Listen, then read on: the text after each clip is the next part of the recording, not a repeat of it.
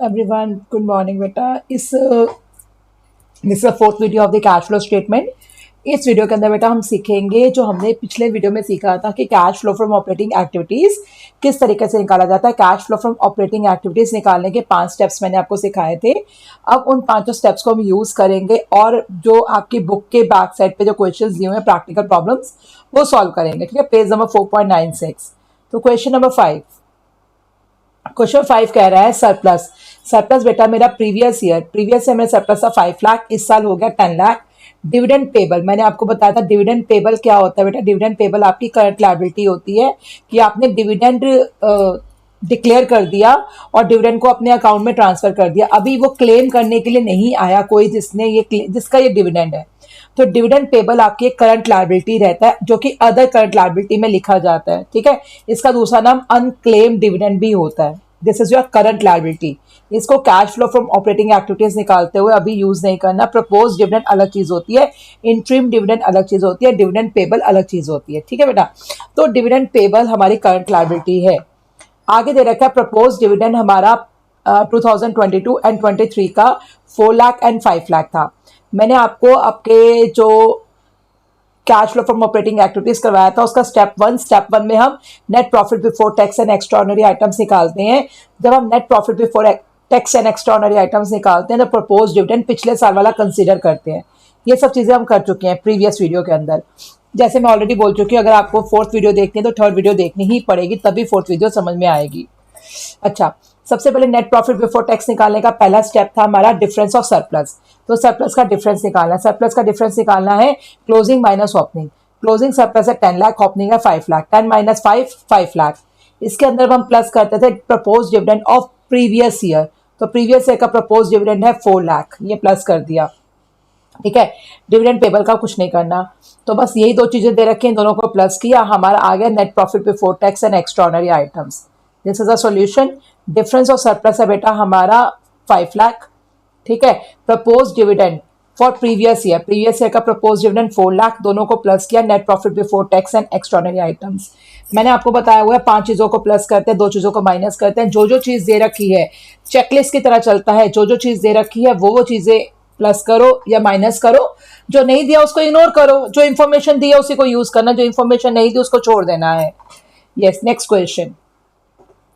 अब देखिए हमारा इक्विटी शेयर कैपिटल दिया हुआ है last year 8 lakh, this year 8 lakh. Next question number 6, preference share capital last year 6 lakh, इस साल फिर 6 लाख। सरप्लस 4 लाख से 7 लाख 20,000 हो गया surplus. Unpaid dividend, unclaim dividend, dividend payable, ये आपकी करंट लायबिलिटी होती है, इसको अभी यूज नहीं करना। प्रपोज डिविडेंड दे रखे हैं 2 सालों के इक्विटी शेयर्स पे। आपके यहाँ पे शेयर्स 2 तरीके के, ये ध्यान में रखना, equity shares and preference shares. आप जो प्रपोज डिविडेंड दे रहे हो वो इक्विटी शेयर्स पे दे रहे हो, पिछले साल का 1,60,000, करंट ईयर का 2 लाख। और इंट्रीम डिविडेंड आप इक्विटी शेयर्स पे दे रहे हो 40,000। अब एक चीज ध्यान रख लो, प्रपोज डिविडेंड बेटा आप दोगे तो पहले आप प्रेफरेंस शेयर्स पर दोगे, प्रेफरेंस शेयर्स देने के बाद फिर आप इक्विटी शेयर्स पर दे सकते हो। बिना प्रेफरेंस शेयर्स पर प्रपोज डिविडेंड दिए आप इक्विटी शेयर्स पर प्रपोज डिविडेंड नहीं दे सकते। आपको पता ही है प्रेफरेंस शेयर्स कौन से शेयर्स हैं जिनको प्रेफरेंस मिलती है इन रिस्पेक्ट टू डिविडेंड और in respect to at the time of finding up पहले प्रेफरेंस शेयर्स को पैसा दिया जाता है। ये तो आपको पता है प्रेफरेंस शेयर्स और इक्विटी शेयर्स में क्या फर्क है, क्या डिफरेंस है। तो अगर हम डिविडेंड दे रहे हैं, कौन सा वाला dividend, final dividend. Propose dividend का मतलब होता है फाइनल डिविडेंड। तो फाइनल डिविडेंड, प्रपोज डिविडेंड अगर हम पहले उस पे दे रहे हैं, इक्विटी पे दे रहे हैं, तो इक्विटी पे देने से पहले हमें किस पर देना पड़ेगा, प्रेफरेंस शेयर्स पे देना पड़ेगा। ठीक है, और इंट्रीम इक्विटी पर दिया वो दे सकते हैं, इंट्रीम डिविडेंड दे सकते हैं। Interim dividend during the year हमारा डिसीजन होता है interim dividend during the year decision होता है कि हमें इस शेयर्स पे देना है। अच्छा, अभी अगला क्वेश्चन करवाऊंगी, उसमें एक चीज और बताऊंगी इंट्रीम डिविडेंड के बारे में, वो ध्यान से सुन लेना। अभी यहाँ पर हमारा इक्विटी शेयर्स क्लियर है, तो हमने क्या निकाला, net profit before tax and extraordinary items निकालना है। क्या कैलकुलेट करना है, net profit before tax and extraordinary items. इसके क्या स्टेप्स से, पहले हम सबसे पहले डिफरेंस ऑफ सरप्लस निकालते हैं। देखिए डिफरेंस ऑफ सरप्लस निकालते हैं। 7 लाख 20 में से 4 लाख माइनस किया 3 लाख 20। उसके बाद प्रपोज डिविडेंड पिछले साल का प्लस करते हैं। हमें इक्विटी का पिछले साल का दिया हुआ है, इक्विटी पर देने से पहले हमें प्रेफरेंस शेयर्स का देना पड़ेगा। तो प्रपोज डिविडेंड, यहाँ देखिए प्रपोज डिविडेंड पिछले साल का लास्ट ईयर का कितने, हमारे प्रेफरेंस शेयर कैपिटल थे 6 लाख और कितना परसेंट है प्रेफरेंस शेयर 10%। तो 6 लाख का 10% कितना डिविडेंड हो गया प्रेफरेंस शेयर्स पे 60,000। तो propose dividend on preference share 60,000 और इक्विटी का तो हमें दिया ही हुआ है प्रपोज डिविडेंड पिछले साल का 1,60,000, हमने वो प्लस कर दिया 1,60,000। उसके बाद इंट्रीम डिविडेंड इक्विटी शेयर्स का दिया हुआ है। अगर प्रपोज डिविडेंड हम दे रहे हैं इक्विटी एंड प्रेफरेंस दोनों पर, एट दैट टाइम हम इंट्रीम डिविडेंड ओनली इक्विटी पर दे सकते हैं, ठीक है। तो इंट्रीम डिविडेंड इक्विटी पर कितना 40,000, वो प्लस कर दिया, इन सबको प्लस किया 5,80,000 आ गया, which is our net profit before tax and extraordinary items. Now question number 3, मतलब next question number 7। Equity share capital दिया है हमारा 10 लाख से 10 लाख है, प्रेफरेंस शेयर कैपिटल 10 लाख से 10 लाख है, सरप्लस 10 लाख से 15 लाख हो गया। अब आगे क्वेश्चन कह रहा है इंट्रीम डिविडेंड हमने इक्विटी पर दिया, प्रपोज की बात नहीं है, प्रपोज डिविडेंड नहीं बोला। तो प्रपोज डिविडेंड अगर आप इक्विटी पर दे रहे हो तो पहले प्रेफरेंस पर देना पड़ेगा। ऐसी सिचुएशन में आप अकेले, अगर आप प्रपोज्ड प्रेफरेंस पे दे रहे हो तो ऐसी सिचुएशन में आप इक्विटी पर इंट्रीम डिविडेंड दे सकते हो जैसे पिछले क्वेश्चन में किया। बट इस क्वेश्चन में प्रपोज डिविडेंड नहीं है जो हम प्रेफरेंस पे दे रहे हो, ऐसे सिचुएशन में हम इक्विटी पर अकेला इंट्रीम डिविडेंड नहीं दे सकते क्योंकि प्रपोज तो नहीं दे रहे हम, प्रपोज डिविडेंड फाइनल डिविडेंड तो नहीं दे रहे हम इक्विटी और प्रेफरेंस पर। तो ऐसे सिचुएशन में हम इक्विटी पर अकेला इंट्रीम डिविडेंड नहीं दे सकते, हमें प्रेफरेंस पर भी इंट्रीम डिविडेंड देना पड़ेगा। क्लियर? तो प्रेफरेंस शेयर कैपिटल 10 लाख है, 10 लाख का 10% 10,000, सॉरी 1 लाख, 10 लाख है प्रेफरेंस शेयर कैपिटल, 10 लाख का 10% 1 लाख, 1 लाख हमें प्रेफरेंस में भी डिविडेंड देना पड़ेगा। Is it clear?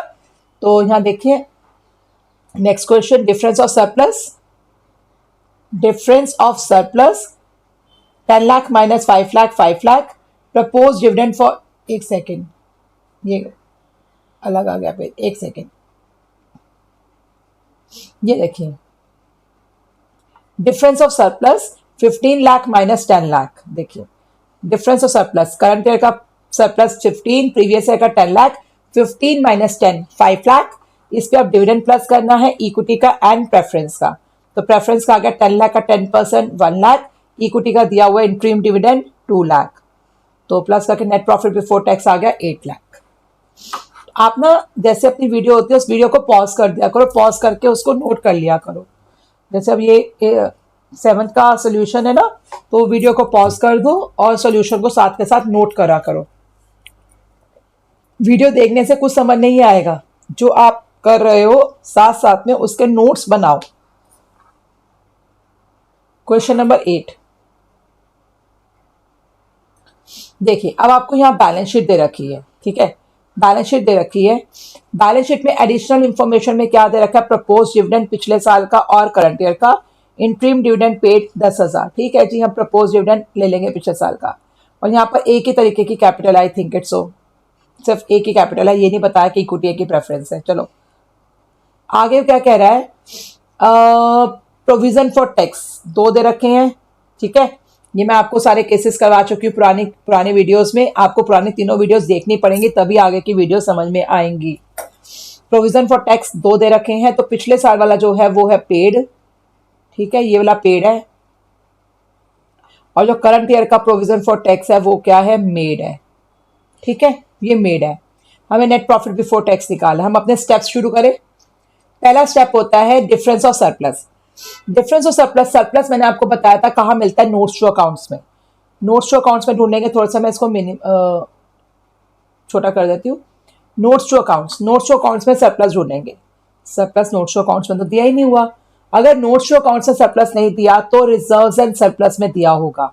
देखो दिया हुआ है, आपको ढूंढना सिखा रही हूँ क्वेश्चन में कैसे ढूंढना है।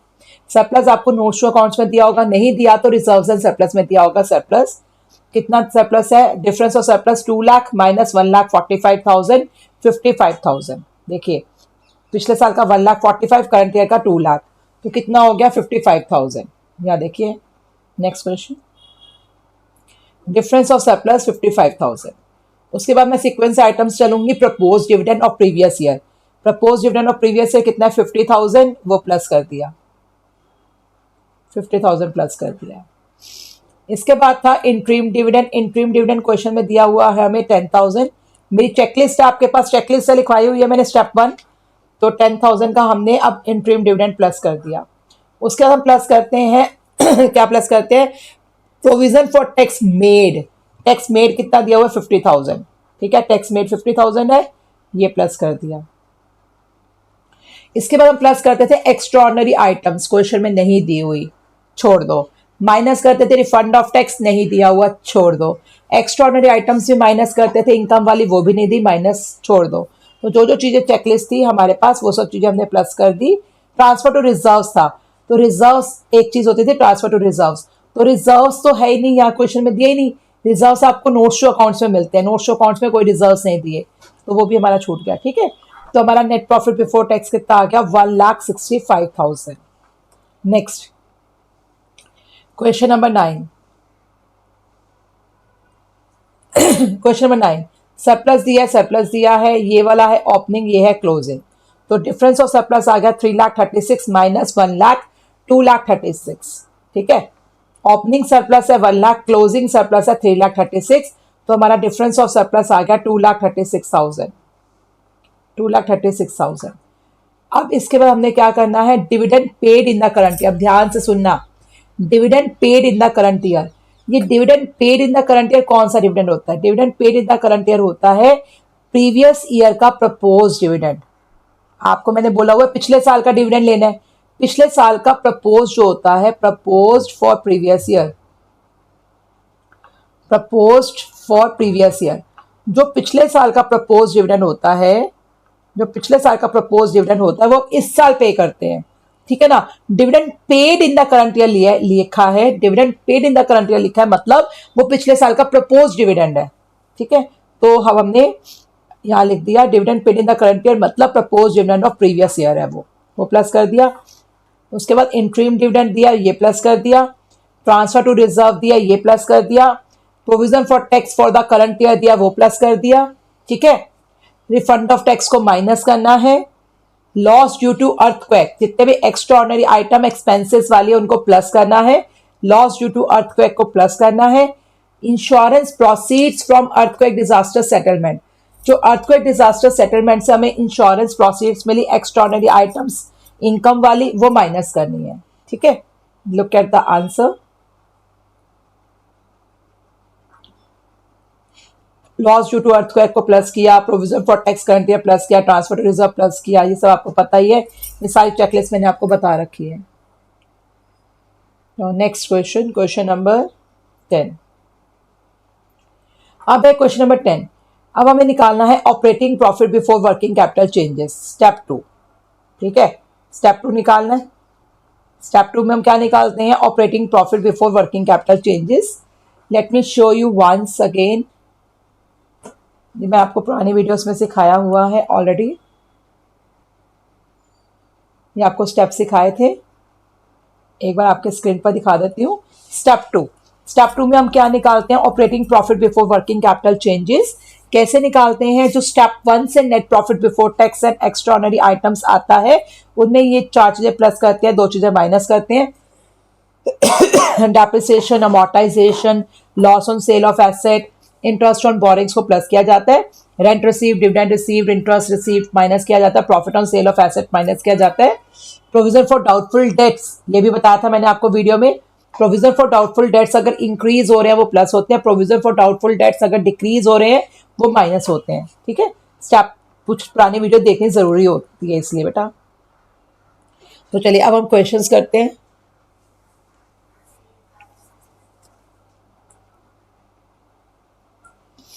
Question number 10, net profit before tax दिया है, ठीक है। इसके अंदर डेप्रिसिएशन क्या हो जाएगा, plus, interest on borings plus, goodwill amortise plus, loss on sale of furniture plus, premium और रिडम्पशन ऑफ प्रेफरेंस शेयर्स, इसका कुछ नहीं करना, प्रीमियम और रिडम्पशन ऑफ प्रेफरेंस शेयर्स कुछ नहीं करना, profit on sale of investment minus, interest and dividend received on investments minus.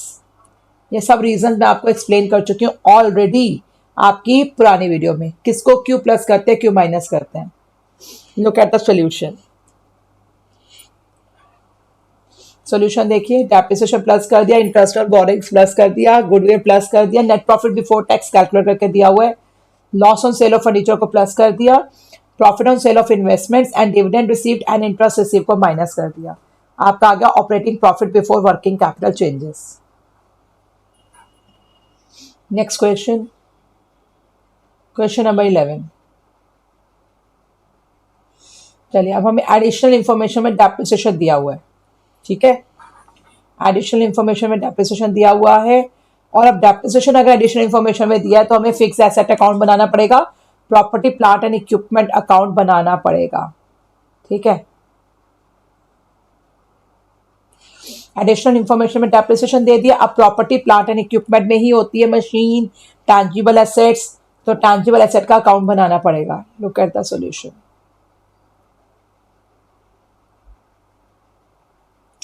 एक सेकेंड, बनाने की जरूरत नहीं है। बनाने की जरूरत क्यों नहीं है?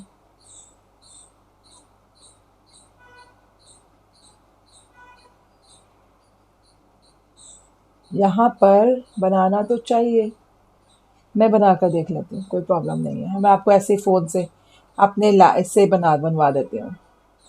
कलर थोड़ा चेंज कर लेते हैं ताकि नज़र आ जाए स्क्रीन पर।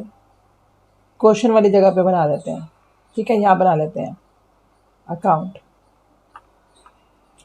बैलेंस BD 2022, बैलेंस BD है 7,30,000, 7,30,000 बैलेंस BD हो गया। 7,50,000 बैलेंस CD हो गया। ये सब सिखाया हुआ है पुराने वीडियो में, क्यों कहाँ लिखा जाता है।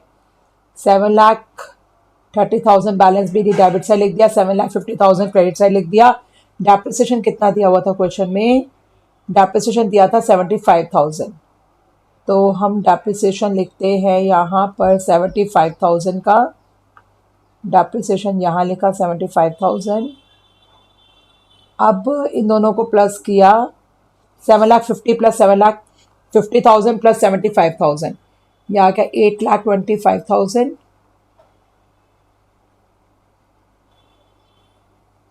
8,25,000 में से 7,30,000 को माइनस किया, ये क्या आ गया? बैलेंसिंग फिगर निकालेंगे ना।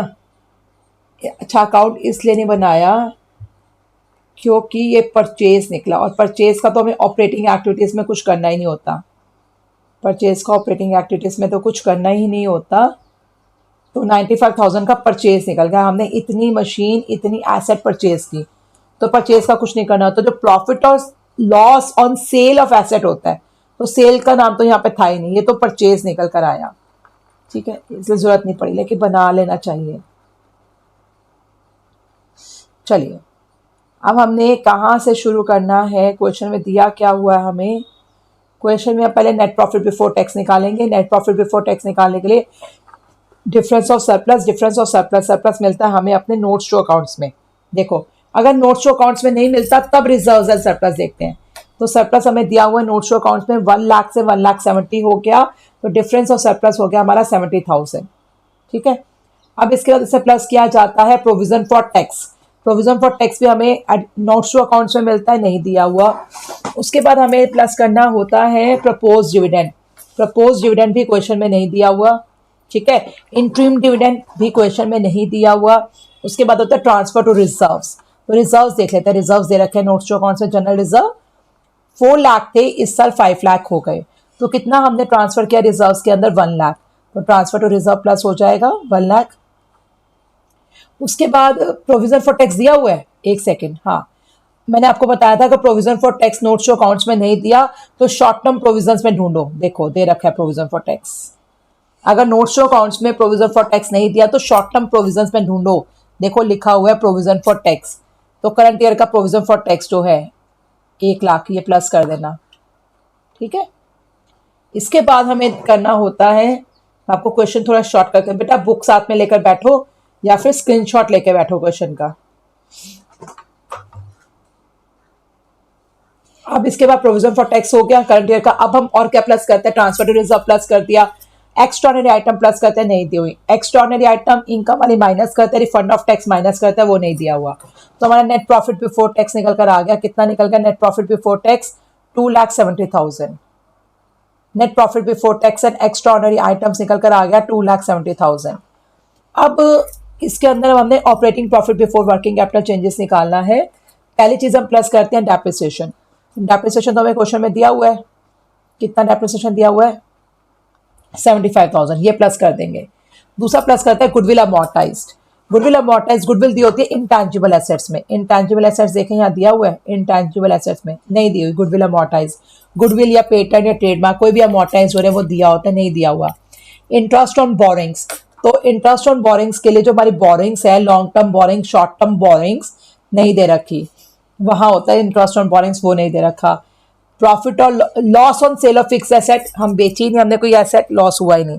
जो जो चीजें प्लस करते हैं अपने दिमाग में दोहरा लो, कोई चीज दी है कि नहीं दी।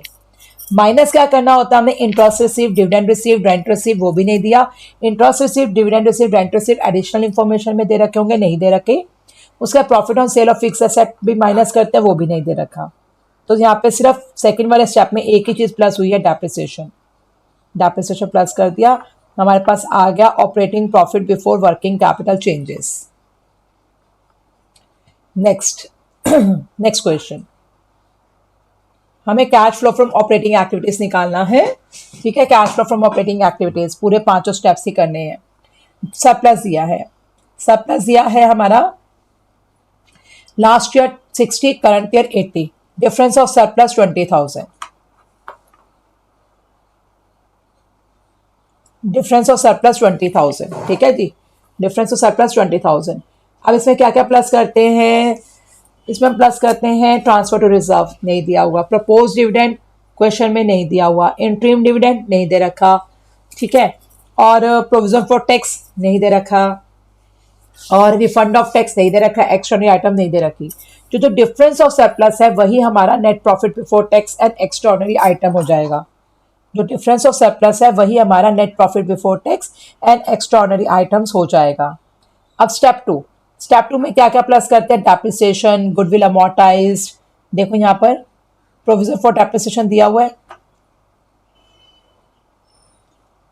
प्रोविजन फॉर डेप्रिसिएशन दे रखा है। मैंने आपको केसेस करवाया था ना, जब प्रोविजन फॉर डेप्रिसिएशन अकाउंट बनाते हैं तो जितना प्रोविजन इंक्रीज हो रहा है, प्रोविजन पिछले साल 30 था, इस साल 40 हो रहा है प्रोविजन फॉर डेप्रिसिएशन, मतलब इस साल हमने कितना डेप्रिसिएशन चार्ज किया 10,000, तो हमने कितना डेप्रिसिएशन चार्ज किया 10,000, तो डेप्रिसिएशन चार्ज 10,000 वो प्लस कर दिया। उसके बाद हमें गुडविल दे रखी है, गुडविल पिछले साल 38 थी, इस साल 30,000 हो गई, तो गुडविल कितनी अमोर्टाइज हुई है 8,000, वो प्लस कर दिया। ठीक है, अब इसके बाद हम और क्या चीजें ढूंढते हैं, इंटरेस्ट ऑन बोरिंग्स कोई नहीं दे रखी। उसके बाद हम प्लस करते हैं, ये सब चीजें प्लस करते नहीं दे रखी। Loss on sale of fix asset वो भी नहीं दे रखा, प्लस करते हैं, जो हटा दो। माइनस करते हैं rent receive, dividend received, interest receive वो नहीं दे रखा, छोड़ दो। फिर और माइनस करते हैं हम profit on sale of fix asset, वो भी नहीं दे रखा, छोड़ दो। अब इसके बाद 2 स्टेप कर लिए, 2 स्टेप करने के बाद हमारे पास आ गया operating profit before working capital changes. Step 3 step 2 का काम हो गया। स्टेप 3 में हम क्या करते थे, मैं आपको एक बार शो करवा देती हूँ, एक बार रिवाइज करवा देती हूँ पिछला स्टेप 3। स्टेप 3 के अंदर हमारा निकलता था कैश जनरेटेड फ्रॉम ऑपरेशंस। ठीक है, देखो स्टेप 3 में निकलता था हमारा cash generated from operations. Step 3 में निकलता था कैश जनरेटेड फ्रॉम ऑपरेशंस। कैसे निकलता था, operating profit before working capital changes. Step 2 से जो operating profit before working capital changes आता था उसमें हम ये 4 चीजें प्लस माइनस करते थे। एक चीज आपको याद करवा रखी थी, करंट एसेट अगर कम हो रही है तो प्लस कर दो। अब सब कुछ इससे रिलेट कर लेना, करंट एसेट के डिक्रीज को प्लस करते हो तो करंट एसेट के इंक्रीज को माइनस करोगे। करंट लायबिलिटी, अब देखो करंट एसेट के डिक्रीज को प्लस कर रहे हो ना, तो करंट लायबिलिटी के इंक्रीज को प्लस करोगे, है ना, इसका उल्टा होता है करंट लायबिलिटी। तो करंट एसेट के अगर डिक्रीज को प्लस करें तो करंट लायबिलिटी के इंक्रीज को प्लस करेंगे, और करंट लायबिलिटी के इंक्रीज को प्लस करें तो करंट लायबिलिटी के डिक्रीज को माइनस करेंगे। जब हम ये करंट एसेट और करंट लायबिलिटी के इंक्रीज डिक्रीज देखते हैं तो करंट एसेट्स में ये वाली करंट एसेट्स नहीं देखते, कौन सी, marketable securities, cash and cash equivalents and current investments. मतलब cash and cash equivalents and current investments को नहीं देखते करंट एसेट्स के अंदर, और करंट लायबिलिटीज के अंदर short term borrowings and short term provisions को नहीं देखते। चलिए अब क्वेश्चन पे आ जाए वापस। स्टेप 3 वाला जो हमने करना है cash generated from operations, question में वापस आ जाए। स्टेप 2 तक तो निकल गया था हमारा। स्टेप 3 पे हम थे। अब देखिए मैंने इसे इसको पहले सॉल्व करके रखा हुआ है। ट्रेड रिसीवेबल्स हमारी करंट एसेट्स होती हैं। करंट एसेट्स हमारी 31,000 से 25,000 हो रही है, 6,000 कम हो रही है। अगर करंट एसेट डिक्रीज होती है उसको प्लस करना है। ये पहले करके रख लो, आपका क्वेश्चन ईजी हो जाता है। इन्वेंट्री 60 से 80 हो रही है। इन्वेंट्रीज आपकी करंट एसेट्स इंक्रीज हो रही हैं, उसको माइनस करेंगे। अगला outstanding rent, current liability. Outstanding rent क्या होता है? करंट लायबिलिटी, ये डिक्रीज हो रहा है। करंट लायबिलिटी डिक्रीज होती है, 9,000 से डिक्रीज हो रहा है, इसको माइनस करेंगे। गुडविल का काम हम कर चुके हैं। प्रीपेड हमारी करंट एसेट्स होती हैं जो हमारी डिक्रीज हो रही है, करंट एसेट डिक्रीज हो रही है, उसको प्लस करेंगे। Trade payables current liabilities, current liabilities हमारी कम हो रही है, करंट लायबिलिटीज कम हो रही हैं तो उसको हम माइनस करेंगे। ये पहले सॉल्व करके रख लो ऐसे। अब देखो सॉल्यूशन के अंदर हमारा एक तो ट्रेड रिसीवेबल डिक्रीज हो रहा था, एक प्रीपेड एक्सपेंसेस डिक्रीज हो रहे थे, उन दोनों को प्लस कर दिया क्योंकि करंट एसेट का डिक्रीज और करंट लायबिलिटी का इंक्रीज प्लस करते हैं। फिर हमारा इन्वेंट्री का इंक्रीज हो रहा था जो माइनस करेंगे। आउटस्टैंडिंग रेंट का डिक्रीज हो रहा था वो माइनस करेंगे। ट्रेड रिसीवेबल करंट लायबिलिटी उसका डिक्रीज हो रहा था उसको माइनस करेंगे क्योंकि करंट एसेट का इंक्रीज और करंट लायबिलिटी का डिक्रीज माइनस करते हैं। तो माइनस वाले अलग इकट्ठे लिख के उनको प्लस करके, माइनस वाले 3 है, 29 और 6 तीनों को प्लस किया 35, तो इसके आगे माइनस का साइन लगाने के लिए ब्रैकेट डाल दिया। ठीक है, प्लस प्लस वाले 7,000 लिख दिए, माइनस वालों को अलग से प्लस करके बाहर लिखकर माइनस का साइन डाल दिया 35,000। तो अब हमारा operating profit before working capital changes था 38,000, उसमें 7 प्लस किया 45,000, 45 में से 35,000 माइनस किया 10,000 आ गया, तो कैश जनरेटेड फ्रॉम ऑपरेशंस हो गया 10,000।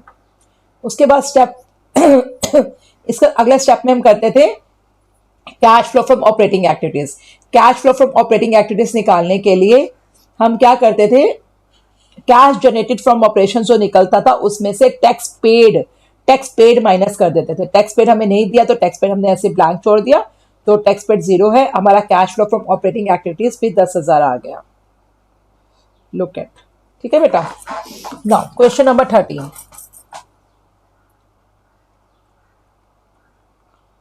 अब हमें क्या क्या दिया हुआ है? Net profit after tax and dividend दे रखा है।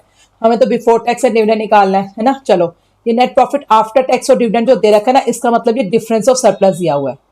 ये जो नेट प्रॉफिट आफ्टर टैक्स और डिविडेंड दिया ना, तो आपको डिफरेंस ऑफ सरप्लस दिया हुआ है। ये नेट प्रॉफिट आफ्टर टैक्स और डिविडेंड दिया है, मतलब डिफरेंस ऑफ सरप्लस दे रखा है।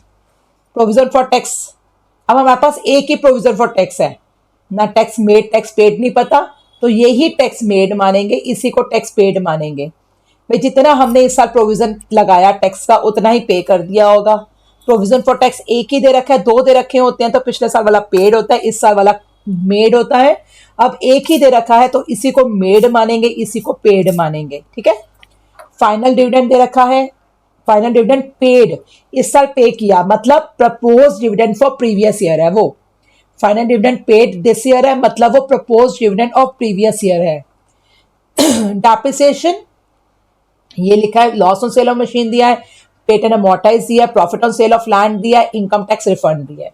चलिए स्टार्ट करते हैं। स्टेप 1 में होता है difference of surplus. Difference of surplus हमें दे रखा है नेट प्रॉफिट आफ्टर टैक्स के नाम से, है ना। नेट प्रॉफिट आफ्टर टैक्स के नाम से दे रखा है डिफरेंस ऑफ सरप्लस। स्टेप 1 में क्या क्या प्लस करते हैं हम? प्रोविजन फॉर टैक्स, तो प्रोविजन फॉर टैक्स मेड कर दिया प्लस। दूसरा ट्रांसफर टू रिजर्व नहीं दिया, छोड़ दो।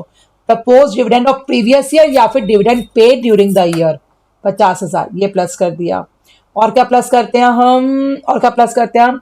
Extraordinary items, transfer to reserve नहीं दे रखी, छोड़ दो। माइनस करते हैं रिफंड, इनकम टैक्स रिफंड दिया हुआ है 30,000, स्टेप 1 में माइनस कर दो 30,000। चलिए देखिए, provision for tax made plus कर दिया, डिविडेंड पेड प्लस कर दिया, रिफंड ऑफ टैक्स माइनस कर दिया, हमारे पास आ गया net profit before tax and extraordinary items. Clear? Step 1 का काम खत्म, net profit before tax and extraordinary items. Step 2 में हम क्या क्या करते थे? डेप्रिसिएशन को प्लस करते थे, अमोर्टाइजेशन को प्लस करते थे, इंटरेस्ट ऑन बोरिंग्स को प्लस करते थे, loss on sale of fix assets को प्लस करते थे। तो इनमें से चीजें दे रखी हैं हमें, डेप्रिसिएशन इसको प्लस कर देंगे, loss on sale of machine को प्लस कर देंगे, पेटेंट अमोर्टाइज को प्लस कर देंगे, ठीक है, इनको प्लस करते थे। माइनस करते थे स्टेप 2 में rent received, dividend received, interest received और profit on sale of land. Interest received, rent received, dividend received में से कुछ नहीं दिया हुआ, profit on sale of land दिया है, इसको हम क्या करेंगे, माइनस कर देंगे। तो देखिए स्टेप 2 के अंदर हमने डेप्रिसिएशन प्लस किया, loss on sale of machine plus किया, पेटेंट अमोर्टाइज प्लस किया and profit on sale of land को माइनस कर दिया। हमारा क्या निकल के आ गया, operating profit before working capital changes. Now after this operating profit before working capital changes निकल कर आ गया। अब स्टेप 3 में हमने क्या करना था, तो करंट एसेट का इंक्रीज, करंट एसेट का इंक्रीज डिक्रीज, करंट लायबिलिटी का इंक्रीज डिक्रीज। करंट एसेट का डिक्रीज प्लस करते थे, करंट लायबिलिटी का इंक्रीज प्लस करते थे, करंट एसेट का इंक्रीज माइनस, करंट लायबिलिटी का डिक्रीज माइनस। ये मैं आपको बताया था पिछले क्वेश्चन में। तो इसमें से करंट एसेट्स और करंट लायबिलिटीज इस क्वेश्चन में कुछ भी नहीं दे रखी, तो हमारा जो थर्ड स्टेप है, थर्ड स्टेप ऐसे ही चला जाएगा ब्लैंक। तो जो operating profit before working capital changes है वही हमारा कैश जनरेटेड फ्रॉम ऑपरेशंस है। अब स्टेप 4 में हम क्या करते थे, टैक्स पेड को माइनस करते थे, रिफंड ऑफ टैक्स को प्लस करते थे, ठीक है ना। टैक्स पेड को माइनस और रिफंड ऑफ टैक्स को प्लस, मतलब या फिर हम क्या करते हैं, टैक्स पेड में से रिफंड हटा के जो बचा, नेट टैक्स बचा वो लिख देते हैं। तो टैक्स पेड है हमारा 45, टैक्स पेड एक ही है, तो टैक्स पेड है 45, उसमें से रिफंड हटा दो, रिफंड है 30,000 हटा दो, तो नेट हमने कितना टैक्स पे किया, नेट हमने 10,000 का टैक्स पे किया। तो टैक्स पेड में से रिफंड हटा दो, जो नेट कितना टैक्स पे किया वो स्टेप 4 में करते हैं हम। तो नेट कितना टैक्स पे किया, 45 है, 45 सॉरी 45 में से 30,000 माइनस किया, 15,000 आएगा। 45 में से 30,000 माइनस किया, 15,000 आया, तो टैक्स पेड 15,000। तो cash flow from operating activities हो गया हमारा 2,60,000। ठीक है जी। Next question, let me check the length of the video first. 32 minutes के हो गए, लेकिन बेटा मेरे को ये वाला इसी वाली वीडियो में ही खत्म करवाना है, तो नेक्स्ट में कर लेते हैं। एक इतनी लेंथ की वीडियो फटाफट से करवा देती हूँ अब आपको मैं, ये नेक्स्ट वीडियो में ही करते हैं।